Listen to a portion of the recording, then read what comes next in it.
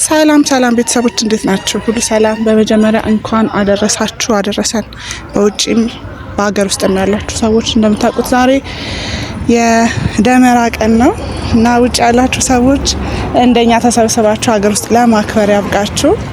እዚህም ያላችሁ በድጋሚ እንኳን አደረሳችሁ ላለሁ። እንደምታውቁት ወልቂጤ ነው ያለሁትና ከቤተሰብ ጋር ዛሬ የደመራ ፕሮግራም ይኖረናል። ሌትስ ጎ አብረን እናክብር።